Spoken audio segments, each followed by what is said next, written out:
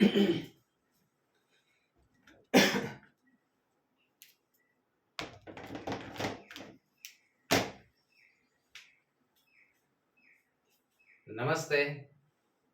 आज के वीडियो में जो एक महान लेखक जो थे biology of belief, Bruce Lipton, उन्होंने जो एक एक्सपेरिमेंट किया उसके आधार पर आज जो आपको बात जानने को मिलने वाली है वो आपकी अभी तक की जो भी बिलीफ सिस्टम थी उस पर एक बड़ा प्रहार होने वाला है। जी हाँ, एक बड़ी चोट लगने वाली है। आपकी जो भी बिलीफ सिस्टम, एक बिलीफ सिस्टम में जो आपने बनाई रखी थी वो यहाँ पे डॉक्टर ब्रूस लिप्टन है, उसके एक्सपेरिमेंट से ये चेंज होने वाली है। मोस्ट ऑफ लोगों की, इवन मेरी भी थी यही बिलीफ सिस्टम, लेकिन जब इनकी बुक मैंने पढ़ी बायोलॉजी ऑफ बिलीफ और ये एक्सपेरिमेंट के बारे में जब सुना तब मुझे पता चलेगा कि रियलिटी क्या है। अब तक हमें जो भी पढ़ाया जा रहा था या इवन अभी भी पढ़ाई जा रहा है कि डीएनए जो है, सेल में जो डीएनए होता है वही हमारी पूरी लाइफ डिसाइड करता है। अगर डीएनए में कोई बीमारी आ चुकी है तो आपको वो बीमारी होगी ही। माता पिता के द्वारा जो भी डीएनए मिले हैं उसमें जो भी आपको मिला है वही आपकी लाइफ डिसाइड करता है, वही आपका नेचर डिसाइड करता है, वही आपका कोई बीमारी है तो वो डिसाइड करता है। यानी डीएनए ही सब कुछ है, हम उसको चेंज नहीं कर सकते हैं। ठीक है ना, मैं सही बोल रहा हूं ना? अब तक आपकी यही बिलीफ सिस्टम थी ना कि डीएनए ही सब कुछ है, उसको चेंज नहीं किया जा सकता है, जो है वही है। समझ लीजिए कि हमारा पूरा भविष्य डीएनए ही डिसाइड करता है। ऐसे ही हमारी बिलीफ सिस्टम थी अब तक, लेकिन आज इस वीडियो में ये बिलीफ सिस्टम चेंज हो जाएगी।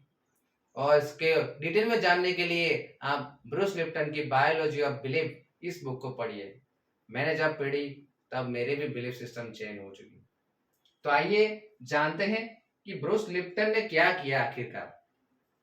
ब्रूस लिप्टन एक एक्सपेरिमेंट कर रहे थे, stem cell cloning. Stem cell cloning, cloning यानी कि एक ही सेल में से दूसरे सेल्स बनाना। ठीक है, जिस तरह से एनिमल का क्लोनिंग होता है ना, ठीक है, आपने उसके बारे में सुना होगा। ठीक है, उसी तरह से एक ही सेल्स में से उसके और ज्यादा सेल्स बनाने, एक ही सेल्स में से कोई और ऑर्गन बनाना। ठीक है, उसको स्टेम सेल क्लोनिंग कहा जाता है। उन्होंने डॉक्टर इर्व कोनिग्सबर्ग इनके साथ मिलकर, ये जो बहुत एक बड़े साइंटिस्ट थे, ठीक है, क्लोनिंग के, उनके साथ मिलकर वो एक एक्सपेरिमेंट कर रहे थे। इसमें उन्होंने क्या किया कि एक डिश ली, ठीक है, एक डिश ली, इन्होंने वहां पे सेल कल्चर लगाया जिसमें सेल ग्रो हो सके। ठीक है, सेल को ग्रो करने के लिए कुछ न्यूट्रिएंट्स चाहिए, उसको सेल कल्चर बोला जाता है। तो एक डिश में सेल कल्चर रखा और वहां पे उन्होंने जो मसल्स होते हैं ना, हमारे बॉडी में जो मसल्स होते हैं ना, उसके सेल उसमें रखे। ठीक है, ये मैंने दिखाया हुआ है, ये मसल सेल, इसको मायोब्लास्ट कहा जाता है। ये यहाँ पे उन्होंने रखे ग्रो करने के लिए, इसका क्लोनिंग करने के लिए। तो यहाँ पे कुछ समय बाद उन्होंने पाया कि एक अच्छा सा मसल डेवलप हो चुका था।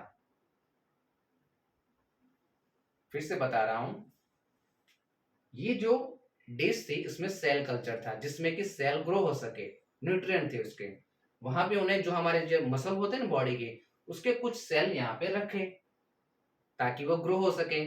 तो कुछ समय बाद उन्होंने पाया, कुछ दिनों बाद पाया कि इस सेल्स में से एक अच्छा सा मसल डेवलप हो चुका, यानी कि इसका क्लोनिंग हो चुका। ठीक है, लेकिन यहां पे ट्विस्ट आ रहा था। ब्रूस लिप्टन और ये जो डॉक्टर थे उन्होंने थोड़ा चेंज किया। क्या किया? ये जो यहाँ पे सेल जो कल्चर है, ठीक है, इसको हम सेल कल्चर बोल सकते हैं। ये जो सेल कल्चर है उसमें थोड़ा चेंज लाया, थोड़ा बदलाव किया उसमें सेल कल्चर में। उसका जो एनवायरनमेंट था, ठीक है, जो मसल सेल था उसका जो एनवायरनमेंट था उसमें उन्होंने थोड़ा चेंज लाया।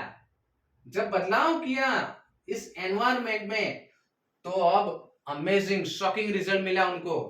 जी हाँ, अब यहाँ मसल सेल्स में से मसल नहीं बना, मसल सेल्स में से बोन बनना स्टार्ट हो चुके, बोन सेल्स बनना स्टार्ट हो चुके थे। जी हाँ, शॉकिंग रीजन उनके लिए भी था। जिस तरह से अभी आप सुन रहे हैं कि मसल सेल है तो मसल ही बनने चाहिए ना, लेकिन नहीं, यहां पे जब उन्होंने एनवायरनमेंट चेंज किया तब मसल सेल्स में से बोन सेल्स बनने लगे। डीएनए तो यहां सेम था, यहां भी सेम था, लेकिन यहां एनवायरनमेंट चेंज हुआ और मसल सेल्स में से बोन सेल्स बनने लगे। बोन यानी कि हड्डियां। अब फिर से उन्होंने फिर से चेंज किया, यहां पे एनवायरनमेंट में फिर से चेंज किया, तो अब और ज्यादा शॉकिंग रिजल्ट, मसल सेल्स में से बोन सेल्स नहीं बने, एडिपोस सेल यानी कि जो फैट सेल्स होते हैं, जो फैट, जो चर्बी बोलते हैं, वो फैट सेल्स डेवलप होने शुरुआत हो चुके हैं। यानी आप देख सकते हैं सेल्स तो एक ही था, मसल सेल, लेकिन यहां पे एनवायरनमेंट चेंज हुआ और मसल सेल्स में से जो पहले मसल सेल्स बन रहे थे उसकी जगह बोन सेल बनने लगे। दूसरी बार चेंज किया तो एडिपोस सेल्स बनने लगे, फैट सेल्स बनने लगे। ये रिजल्ट इन लोगों के लिए शॉकिंग था। यहाँ पे डीएनए सेम डीएनए था, यहाँ मसल सेल्स में, बोन सेल्स में, मसल सेल्स में, एडिपोस सेल्स में सेम डीएनए था, लेकिन फिर भी मसल सेल्स में से बोन सेल कैसे बन गए, मसल सेल्स में से एडिपोस सेल्स कैसे बन गए? क्योंकि यहाँ पे एनवायरनमेंट चेंज हुआ। सबसे पहले मसल के लिए, जो ग्रोथ के लिए जो चाहिए उनको दिया, तब मसल सेल बने। लेकिन यहाँ पे एनवायरनमेंट, सेल कल्चर कल्चर जो था, उसके आसपास का जो एनवायरनमेंट था वो चेंज किया। यानी यहाँ पे आप फाइंड कर सकते हैं कि भले डीएनए सेम रहेगा, लेकिन अगर एनवायरनमेंट डिफरेंट होगा तो सेल्स डिफरेंट बनेंगे। समझ में आ रहा है? एनवायरनमेंट अगर बदला जाए तो डिफरेंट सेल्स बन सकते हैं, भले चाहे सेम डीएनए हो। इसलिए अभी तक जो हम मान रहे थे कि डीएनए ही है मास्टर, वो अब बिलीफ सिस्टम आपको चेंज करनी होगी। जो भी माता पिता में है इट्स ओके, आया हुआ है, ठीक है, लेकिन अगर एनवायरनमेंट चेंज किया जाए तो बदलाव आ सकता है। इसको एग्जाम्पल के तौर पे अगर रियल लाइफ में देखते हैं तो भले ही माता पिता के द्वारा बच्चों में अगर कुछ भी खामियां आ चुकी हैं, बच्चा गुस्सैल है, मारपीट कर रहा है, ठीक है, या ऐसे कुछ भी इसका बिहेवियर चेंजेस है, लेकिन अगर उसका एनवायरनमेंट अच्छा बनाया जाए, उसको बहुत ही प्यार से, कॉन्शियसली, विजडमफुली हैंडल किया जाए, तो भले चाहे उसके डीएनए में वो सब प्रॉब्लम आ चुका है, लेकिन फिर भी वो बच्चा अच्छा बन सकता है। I hope you get point. भले ही आपके डीएनए में कुछ भी आ चुका हो, आपके एंसेस्टर्स के द्वारा, आपके माता पिता या उनके माता पिता के द्वारा भी, लेकिन अगर एनवायरनमेंट अच्छा दिया जाए तो जो कुछ भी प्रॉब्लमेटिक है उसको अपॉर्चुनिटी में बदला जा सकता है। कोई बिहेवियर गलत हो चुका है तो उसमें भी बदलाव लाया जा सकता है। ठीक है, ये जबरदस्त एक्सपेरिमेंट था ब्रूस लिप्टन और डॉक्टर ईरू कोनिग्सबर्ग के द्वारा।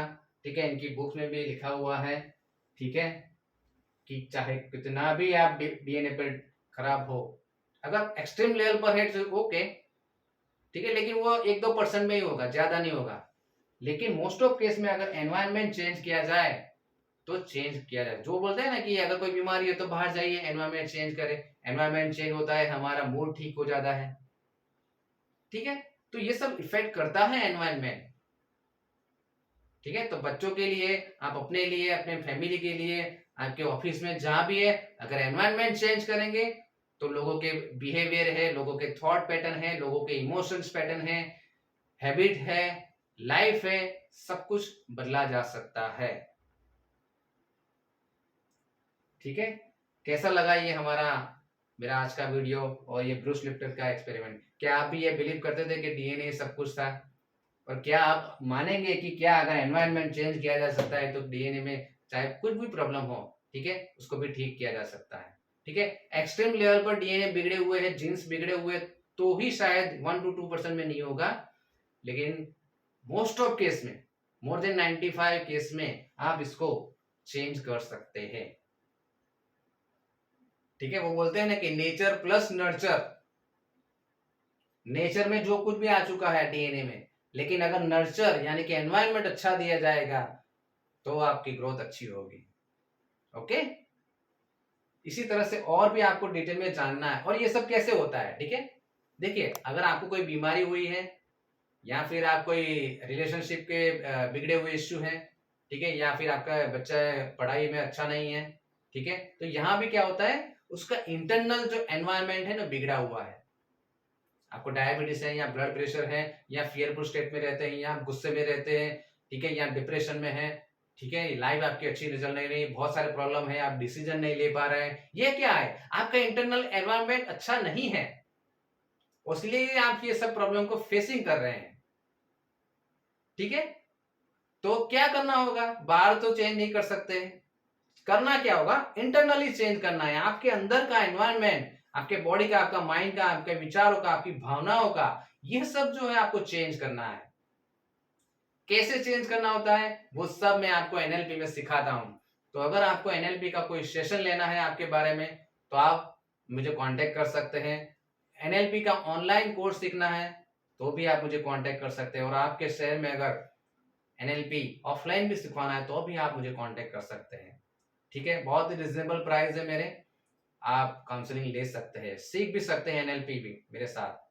ठीक है, ऑनलाइन होलीफायर है कि ऑनलाइन एंजल थेरापी, ठीक है, और भी सारे कोर्सेज में सिखाता हूं। अगर सीखना चाहते हैं तो 9974969080 इस पर आप मुझे कांटेक्ट कर सकते हैं। ऊपर आई बटन पे भी आपको काफी सारे वीडियो की लिंक मिल जाएगी, आप उसको जरूर से देखिए। Thank you.